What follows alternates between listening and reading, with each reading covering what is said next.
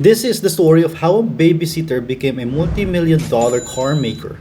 Soichiro Honda was born in 1906 in a tiny poor village near Mount Fuji. His dad fixed bikes and his mom wove clothes. And his siblings? Well, most of them didn't make it. Yeah, childhood was a kind of hardcore survival mode. But one day, little Honda heard something. It's not a bird, it's not a plane. It's a freaking Ford Model T passing by. And he was super dope, like he just heard an ice cream truck. Honda was so captivated by what he just saw. It was the first car he saw in his entire life. He wondered how it moved on its own.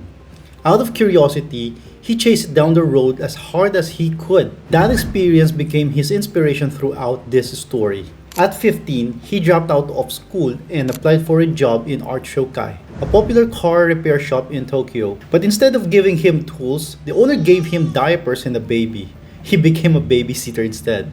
But Honda stuck around, not because he loved kids, but because he was too ashamed to go home as a failure. Eventually, the shop owner gave him a chance. Honda became so obsessed. Dude even helped build a race car at 17 that won a race. In 1926, Honda was drafted for military service but didn't pass because he was colorblind. Thus, he was excused from the army and was able to keep working at Art Shokai. By 1928, Yuzo Sakaibara wanted to expand his business. So, he appointed his 21-year-old apprentice, Soichiro Honda. This gave him tools and machine to build piston rings, which, for the record, is like saying, I want to make the most boring part of a car, but better. And you know what happened? He failed over and over and over, like 47 failed prototypes. He traveled around Japan visiting steel-making companies to improve his knowledge. When he finally gained enough knowledge and experience, he gave it another try. The result was top-notch quality. Customers began ordering from all over the country. Things were starting to look great for his company. Until World War II came in 1941. The Ministry of Munition took over control Honda's company. The following year, Toyota owned 45% of the company's equity. And Honda? He was demoted to senior managing director. He is no longer the president of his own company. Things went from bad to worse. In 1944, his company was struck by a direct bomb blast. Then, in 1945, an earthquake shook the Iwanta plant and collapsed.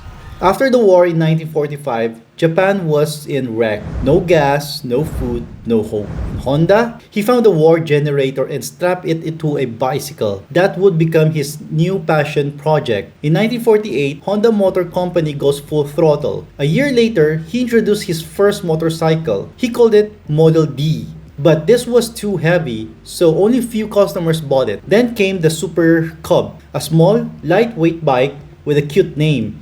It was so good, even the emperor himself loved it. In 1958, the Super Cub reached US and sold for just $295. It outsold the American-made bestseller Harley Davidson. Just like BYD outsold Tesla in today's time.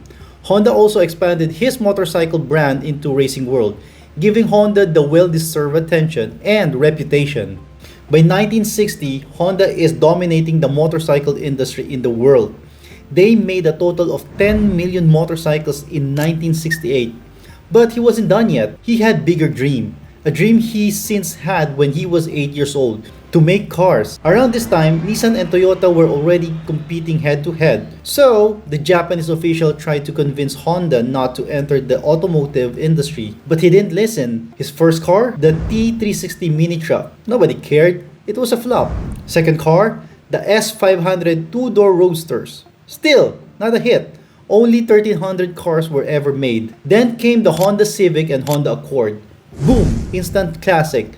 Fuel efficient, compact, and comfort driving. Honda also brought his cars into the racing world. It only took 1 year for Honda to win his first place in 1965 Mexican Grand Prix.